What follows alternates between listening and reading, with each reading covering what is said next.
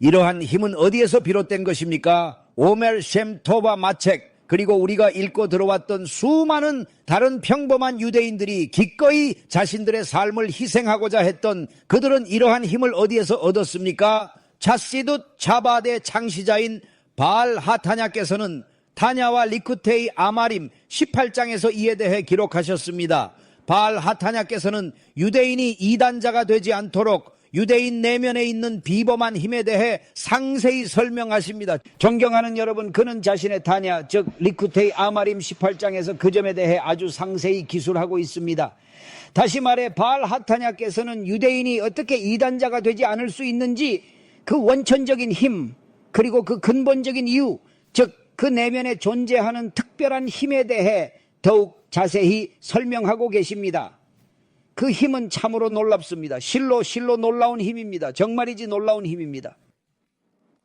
유대인의 영혼이 어떻게 그토록 독특한지, 그리고 그들은 어떻게 우리의 아보트, 즉 우리의 조상님이신 아브라함, 이츠하크, 그리고 야코브의 후손으로서 그 특별함을 얻게 되었는지에 대해 심도 있게 이야기합니다. 더 나아가 그들은 하쇴의 전차, 즉 그들이 메르카바라고 칭하는 심오하고 신비로운 개념에 대해서도 자세히 이야기합니다. 아브라함, 이츠하크, 야코브는 그 후손들에게 그 축복을 영원히 전수했는데, 이는 거룩한 10개의 스피에르봇 세피로트, 로부터 비롯된 네페세이치, 네페쉬, 알부웨차, 루아헤우, 에네세 하마, 네시아마, 즉 영혼의 세 부분입니다. 타냐에 타냐에 따르면 이스라엘의 가장 보잘것없는 죄인조차도 이러한 영적 유산을 받았다는 의미입니다.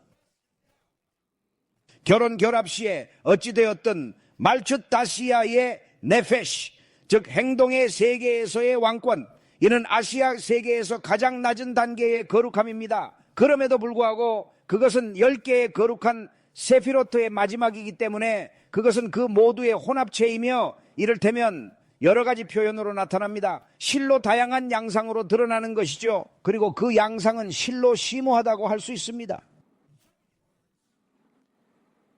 유대인의 영적 구성은 다릅니다. 그렇다면 그것은 무엇을 의미하는 것일까요? 타냐에 따르면 따라서 같은 18장에서 이스라엘 백성 중 가장 가치 없는 자들과 심지어 죄인들조차도 그들 안에는 특별한 무언가, 즉 다른 민족에게는 없는 그 무엇을 가지고 있다는 것입니다. 바로 그것이 핵심입니다. 대부분 그들은 하나님의 이름을 거룩하게 하려 그 숭고한 뜻을 위해서라면 심지어 기꺼이 생명까지도 희생한다. 무지하고 문맹일지라도 유일신을 부정하느니 차라리 끔찍한 고통과 시련, 그 모든 것을 감수하는 것이다. 여기서 그는 어쩌면 죄인일 수도 있고 샷밭에 운전하거나 심지어 도둑일 수도 있는 바로 우리와 다를 바 없는 그저 평범한 유대인들에 대해 이야기하고 있는 것이다. 아마도 유대인인지조차 확신할 수 없는 사람이 어쩌면 단순히 겉모습만으로도 인류 그 누구와도 비교할 수 없는 숭고한 희생을 감행할 수 있는 그 어떤 어려움 속에서도 말이죠, 놀라운 힘을 그 영혼 속에 지니고 있을지도 모릅니다. 중국인이 공산주의나 부처님 혹은 그곳의 어떤 신념을 맹목적으로 보호하기 위해 자신의 목숨을 기꺼이 희생하는 것을 결코 보지 못할 것입니다. 미국에 있는 사람들이 그들의 믿음, 이를테면 요시케나 이슬람 혹은 그 어떤 다른 것을 위해 그들의 삶을 희생할 의향이 있는지에 대해 말씀드리자면, 그들은 그것을 위해 싸울 수는 있습니다. 그들은 그것에 대해 논쟁할 수도 있습니다. 그들은 투표할 수도 있고 검열을 할 수도 있습니다만 그들은 그것을 위해 죽을 의향은 없습니다. 데일리의 순교자 기록이 있긴 하지만 그것은 매우 예외적인 경우입니다. 정말 드문 케이스죠. 일반적인 사람들은 자신의 신념을 위해서 쉽사리 죽지 않죠. 자신의 의견을 소리 높여 열정적으로 논쟁할 수는 있어도요. 그러나 유대인은 확실히 그 점이 다르다고 생각합니다. 분명히 큰 차이가 있습니다. 그들은 내면에 힘이 있습니다.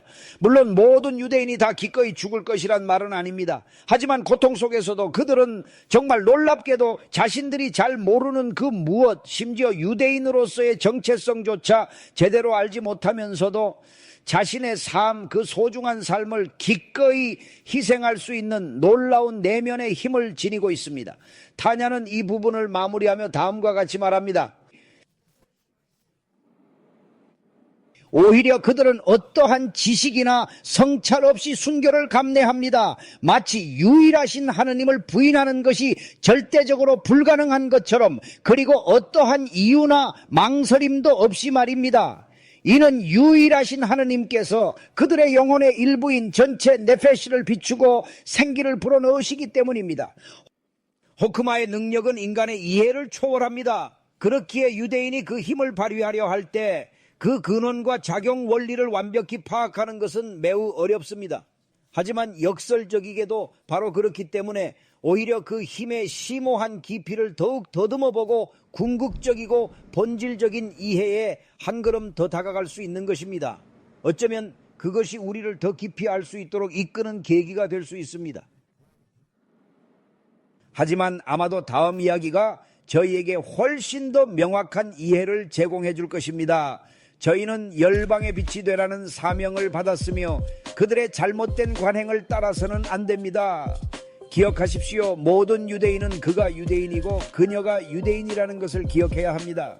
저희는 비유대인 명절을 기념하지 않습니다. 그것들이 무해해 보이더라도 말입니다. 이는 질술, 즉 불경입니다. 토라를 지키고 고유 명절을 철저히 고수하십시오. 칠룰 하셈을 피하는 것이야말로 진정으로 올바른 유대인의 길입니다.